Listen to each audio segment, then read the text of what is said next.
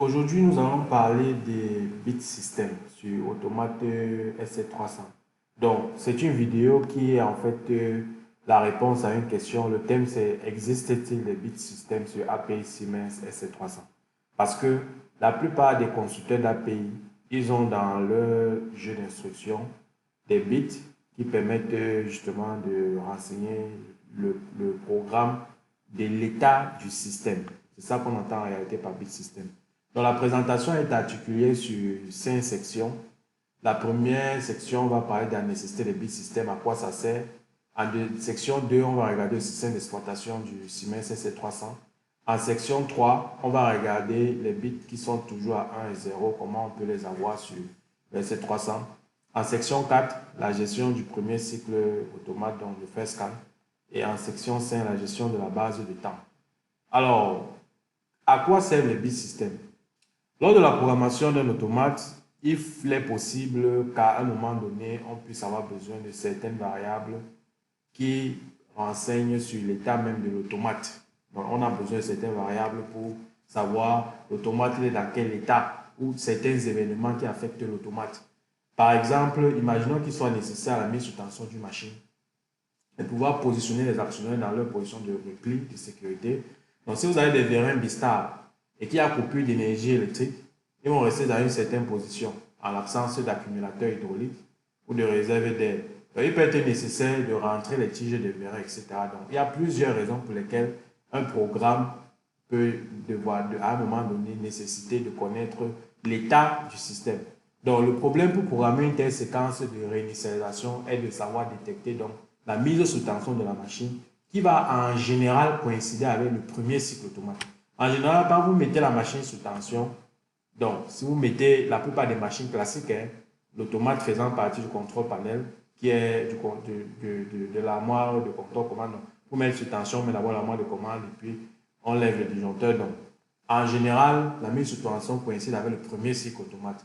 Donc, quand on regarde ce que les automates Schneider, par exemple la gamme M340, ils offrent, il est possible sur les automates Schneider M340, en lisant l'état du bit poussant S0, de connaître si on est dans un démarrage à froid, en lisant le bit du poussant S1 pour savoir si on est dans un démarrage à chaud. Par exemple, l'explication qu'on donne ici, c'est le poussant est 0. Normalement, à 0, ce bit est mis à 1 par la restauration de l'énergie en cas de perte de données, défaut de batterie, par le programme utilisateur, par le terminal, changement du programme, par exemple. Et le S1, il est mis quand on restaure l'énergie. Voilà, par exemple. Donc, ensuite, il y a d'autres bits systèmes. Par exemple, vous avez des bits de base de temps 10 millisecondes. C'est un bit qui va clignoter à une fréquence de 10 millisecondes. Vous avez des bits qui clignotent à une fréquence d'une seconde, 100 millisecondes, 1 minute, etc. Donc, tout ça, ce sont des bits qui existent sur les automates, par exemple, Schneider. Et il y a d'autres automates aussi, d'autres fabricants qui ont le même concept. Par exemple, les automates géophoniques, le pourcentage S1 permet justement de détecter le premier cycle automate le pourcent S1 permet de détecter le premier cycle automate de la CPU. Ici, par exemple, le premier cycle sur les automates M340, il faut tester le pourcentage S13. C'est le first scan bit. OK? Donc, ici, on voit bien que les autres constructeurs ont des variables spécifiques avec une certaine codification. De pareils bits n'existent pas chez Siemens SC300, du moins en l'occurrence le SC300. La question est donc de comment faire. C'est-à-dire que les mêmes problèmes d'automatisme qui peuvent être résolus avec les automates Schneider en testant l'état de certains bit systems qui sont dans le jeu d'instruction, l'équivalent des bit systems, ce n'est pas possible. Donc, comment faire chez Siemens? On va donc très rapidement regarder le système d'exploitation de Siemens. Le système d'exploitation, il comprend des blocs d'organisation qui eux-mêmes peuvent appeler des FC, qui eux-mêmes peuvent appeler des FB, qui eux-mêmes peuvent appeler des SFC. Les FC et les FB peuvent lire des données dans des DB, écrire des données dans des DB. Et dans les blocs d'organisation, on a des blocs qui gèrent des erreurs, des blocs qui gèrent des processus, des blocs qui gèrent des cycles, des blocs qui gèrent le temps, etc. Donc, ici par exemple, on a un logigramme qui nous explique le cycle des automates. Sur toutes les CPU, donc on va se concentrer sur la première colonne du graphique parce que les deux autres colonnes, c'est uniquement sur le SR400. À la mise sous tension ou bien quand on utilise le secteur de la CPU, il y a effacement des mémoires images, des pourcents M, tempo et autres, et il y a le traitement de l'OB100. Donc l'OB100 est d'abord traité. Après le traitement de l'OB100, on se retrouve justement à copier les MIS, la mémoire image des sorties, dans les sorties, avant maintenant de commencer le cycle avec l'OB1.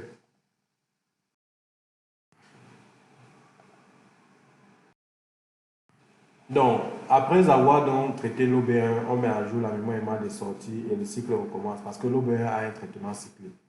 Maintenant, ici, vous voyez bien que on a la possibilité, lors du démarrage de la CPU, d'avoir un traitement de logique dans l'OB100. Ensuite, on a d'autres blocs d'organisation, par exemple les OB qui gèrent les erreurs. On a par exemple le débauchage, une alarme en cas de débauchage, affichage d'un module. On va faire appel à l'OB83. En cas de défaillance d'un esclave de ce profil plus DP, on va faire appel à l'OB86, etc. Donc, ce sont des OB qui permettent donc justement de s'exécuter dans le cas de certains événements qui surviennent. Et c'est là toute la différence entre le système d'exploitation des automates Siemens SL300 et les autres automates, par exemple, comme les Schneider et autres. Donc, on va voir très rapidement quelques astuces pour pouvoir arriver à créer ce qui est appelé chez Schneider, Geophonics et autres, des bit systems. On va voir comment pouvoir, avec le système d'exploitation Siemens, arriver donc à le faire. Donc, pour cela, on va créer rapidement un projet, on va rajouter un appareil, on va rajouter peut-être un SL300.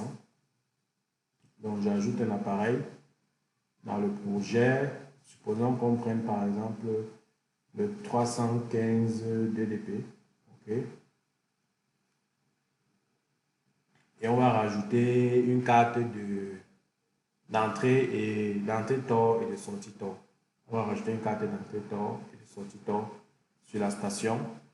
Juste pour faire un exemple avec un automate qui est équipé de modules d'entrée-sortie. Donc, ce n'est pas dit que c'est obligatoire dans la configuration. Donc là, je vais prendre le premier module. OK. Donc, la configuration matérielle étant faite, j'enregistre. Je vais donc rajouter, je vais donc ouvrir l'OB1.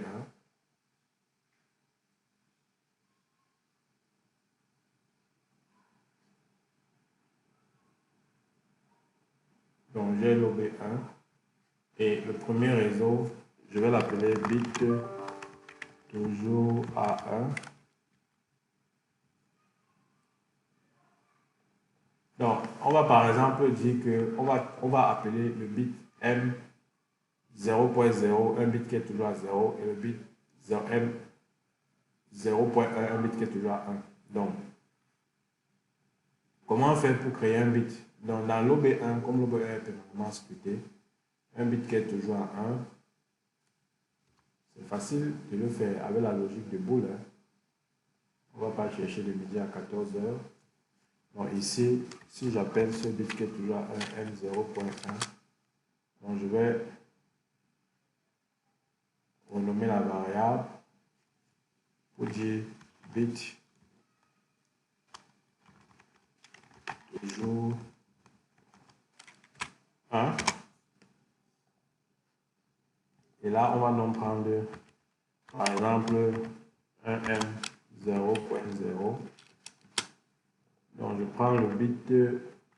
Si je prends un tag, une variable et son contraire, la ligne ici sera toujours passante. Parce que si la variable est égale à 1, la ligne ici va être passante. Si elle est égale à 0, la ligne ici va être passante.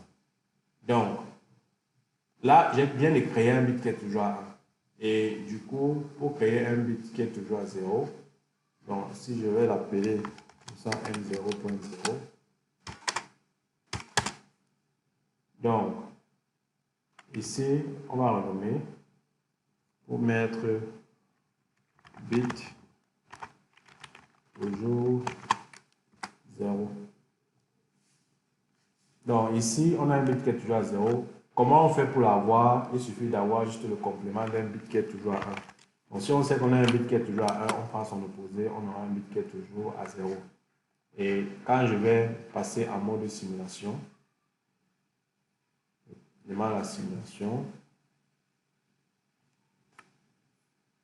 Après avoir démarré la simulation, il va falloir qu'on puisse monitorer le MB0 dans ce bit.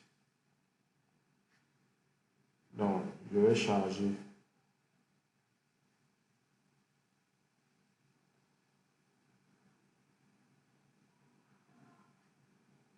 dans mon automate. Je sais que l'OB1 est exécuté en permanence. Donc, dès que je crée cette logique dans l'OB1, elle va être disponible.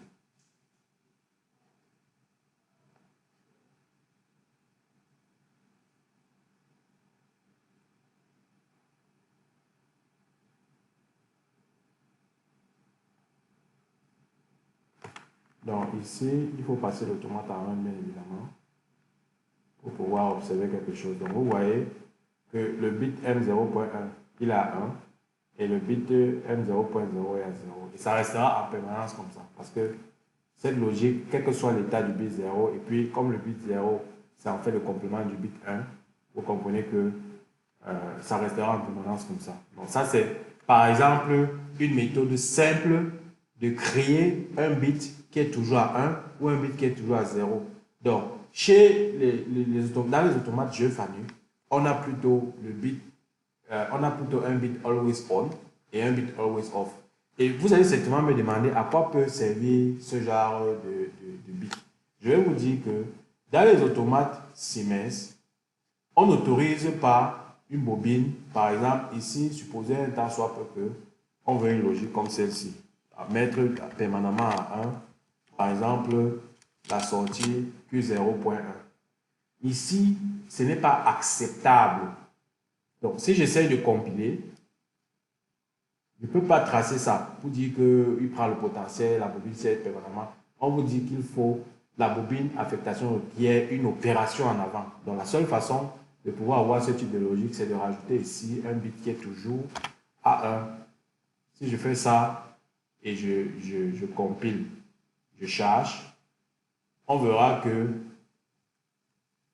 ma sortie 1, la Q0.1 est toujours à 1. Alors, c'était un exemple d'utilisation de ce bit-là. Donc, voilà pourquoi on peut à un moment donné le créer. Donc,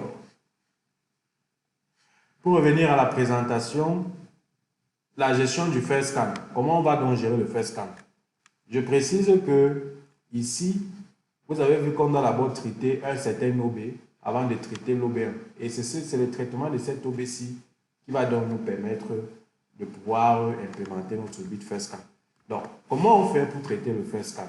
Pour traiter le first scan sur SC300, l'astuce consiste à rajouter dans le programme une logique au niveau du bloc d'organisation du démarrage. Donc, j'ouvre mon bloc d'organisation au niveau du startup, complete restart. Je vais prendre l'OB100. Je valide. Donc, je rajoute à mon projet un OB100. Maintenant, je vais prendre un bit ici qui est toujours vrai. Donc, je vais prendre un bit ici qui va être le bit qui est toujours vrai et je vais faire un set.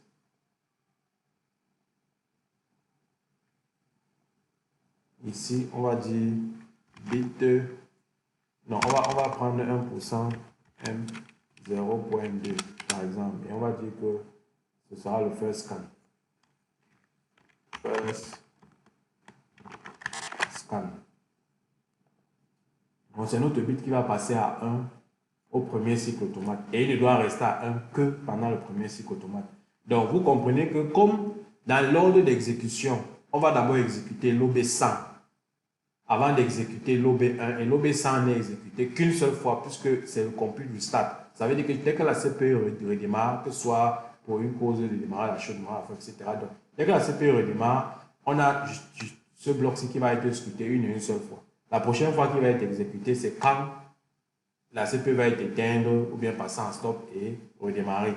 Donc, dans cette logique, je crée ce réseau Et je viens dans l'OB1.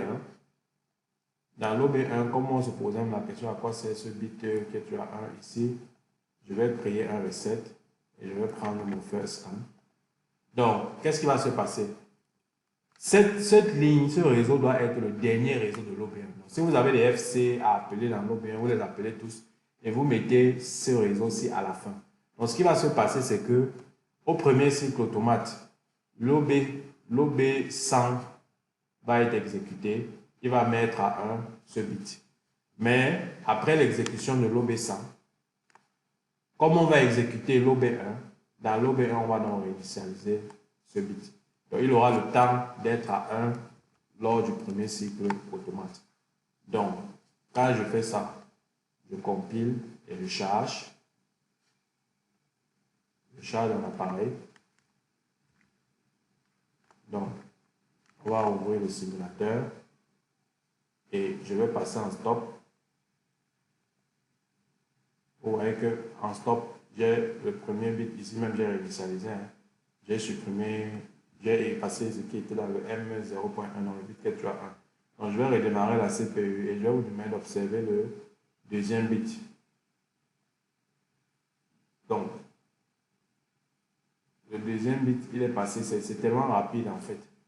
C'est tellement rapide que ce qu'on va faire pour l'observer, c'est qu'on va mettre une sortie qui va rester allumée pendant peut-être une impulsion de 3 secondes après le premier cycle automate.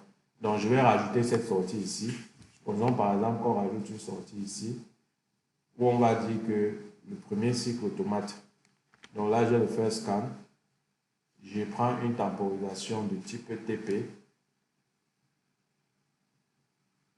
Supposons que je veux garder un moteur allumé pendant 5 secondes lors du premier cycle automate. Donc là, je vais mettre T dièse 5 secondes et on va donc se positionner sur la sortie Q0.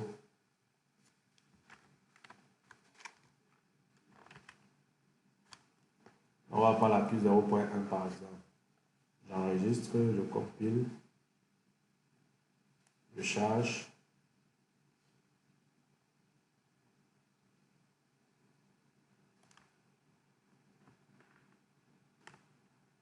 Donc, si je mets en stop, je relance. Regardez la sortie. Elle a 1 et elle tombe. Donc, il a détecté le premier cycle automate. Donc, premier cycle automate, la sortie reste maintenue pendant 5 secondes et elle tombe. Ça, c'était juste pour vous montrer comment le bit du premier cycle fonctionne. Parce que si on n'a pas justement une action et tout, c'est difficile de percevoir. Tellement c'est rapide, le premier cycle est tellement rapide que c'est de l'ordre de la milliseconde. Ici, si je vais dans le temps de cycle, si je vous montre le temps de cycle, voilà, on est pratiquement, le plus court, on est à 10 millisecondes. Donc, l'œil, malheureusement, ne peut pas détecter un changement de bit à moins d'une seconde. Donc, voilà pourquoi il a fallu que je crée cette logique-là pour vous montrer comment, effectivement, chaque premier cycle automate, si vous avez cette logique, le moteur prendra la sortie, prendra un certain temps pour tomber. Ensuite, on a vu comment créer un bit toujours à 0. Chez d'autres fabrications des bits système déjà disponibles dans la bibliothèque, chez Siemens, il faut jouer avec le système d'exploitation. Pareil pour le first scan. Maintenant, la base de temps, c'est simple. Il faut utiliser les memento de cadence. Donc, les memento de cadence, ça veut dire qu'on va dédier un octet dans lequel les bits vont clignoter à une certaine fréquence et à vous de choisir donc le bit que vous voulez. Comment ça se configure? C'est une configuration qui se fait dans la configuration matérielle. Donc déjà, la configuration matérielle se modifie par ligne. Donc, j'ouvre la configuration matérielle. Je viens sur la CPU. Je prends les propriétés de la CPU. Donc là, je vais agrandir pour que vous voyez un peu mieux. Donc, je viens sur le memento de cadence. J'active le memento de cadence. Et il va me demander quel est le numéro de l'octet que je veux dédier à ces bits-là qui vont clignoter à une certaine fréquence. Donc, dans le document, on a dit que le premier bit, le bit 0 va clignoter à 0 à 10 S, le second bit va clignoter à 5 S, etc. Le troisième bit à 2,5 S jusqu'à 0,5 S. Donc, ça donne une période de 0,1 seconde, 0,2 secondes, 0,4. On va les observer. Donc, ici, par exemple, j'ai dédié l'octet 10. Donc, j'enregistre. C'est activé, j'enregistre. Je reviens au niveau de mon automate de charge dans l'appareil.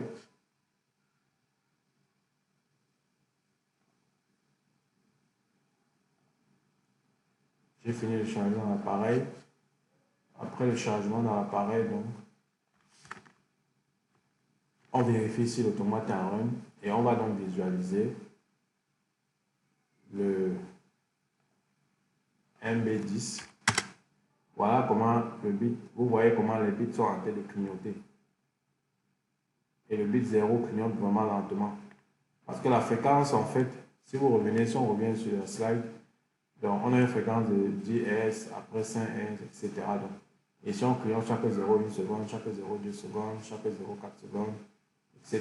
Donc, à vous maintenant d'utiliser, en fonction de ce que vous voulez faire dans votre programme automate, vous pouvez utiliser un de ces bits et pour savoir à quelle fréquence il clignote ou bien la période.